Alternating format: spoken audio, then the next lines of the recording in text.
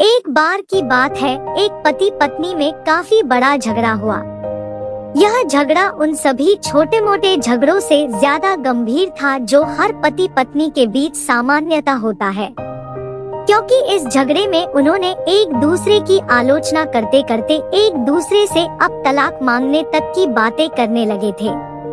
क्योंकि वह एक संयुक्त परिवार में रहते थे तो परिवार के बाकी सभी लोग बहुत परेशान हो गए और वह सब किसी भी तरह इन दोनों को समझाकर इस झगड़े का अंत करना चाहते थे।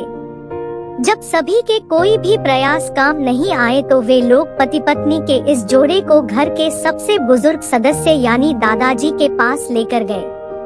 जब दोनों पति पत्नी दादाजी के कमरे में गए तो दादाजी ने उन दोनों को बैठने के लिए कहा और फिर दोनों से पूछा कि बताओ तुम्हारी समस्या क्या है। तब दोनों पति पत्नी एक साथ बोल पड़े और एक दूसरे पर आलोचनाओं की बारिश कर दी। जितनी कमियां पत्नी अपने पति में बता रही थी उससे ज्यादा कमियां पति भी अपनी पत्नी में बता रहा था और कुछ देर तक यह सिलसिला चलता रहा। इस पर दादाजी ने भी इन दोनों को नहीं रोका और इनको अपना अपना गुस्सा एक दूसरे पर निकालने दिया। अंत में जब दोनों एक दूसरे की बुराइयां करके थक गए और शांत हो गए तब दादाजी ने उन दोनों को कहा अब दोनों एक दूसरे की कुछ अच्छाइयां बताओ। जब अच्छाई बताने की बारी आई तब दोनों ही पति और पत्नी एकदम शांत हो गए। शायद गुस्से की वजह से उन्हें कुछ याद नहीं आ रहा था या फिर गुस्से की वजह से ही वह एक दूसरे की अच्छाइयां बताना नहीं चाहते थे। तब दादाजी ने यह बात भी महसूस कर ली। कुछ देर तक जब दोनों में से कोई भी नहीं बोला तब दादाजी ने कहा अच्छा ठीक है, यह लो पेपर और पेन और एक दूसरे की अच्छाइयां इस पर लिखो। अब पति पत्नी दोनों ने ही पेपर और पेन लिया और एक दूसरे से काफी दूर जाकर बैठ गए। थोड़ी देर तक तो ना पति ने कुछ लिखा ना ही पत्नी ने। फिर पति ने पेपर में कुछ लिखना शुरू कर दिया। उसे देखकर पत्नी ने भी अपने पेपर में कुछ लिखना शुरू कर दिया।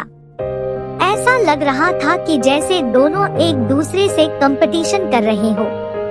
काफी समय तक दोनों ने पेपर पर लिखा और जब पेपर भर गया तब दोनों ही अपना अपना पेपर लेकर दादाजी के पास उन्हें देने के लिए चले गए। तब दादाजी ने उन दोनों के ही पेपर लेने से मना कर दिया और कहा कि तुम दोनों अपने अपने पेपर एक दूसरे को दे दो और अब एक दूसरे के पेपर को पढ़ो। दोनों ने एक दूसरे को अपना पेपर दे दिया। वो दोनों एक दूसरे के पेपर पढ़ने लगे। थोड़ी देर के बाद पति और पत्नी दोनों के ही आंखों में आंसू थे।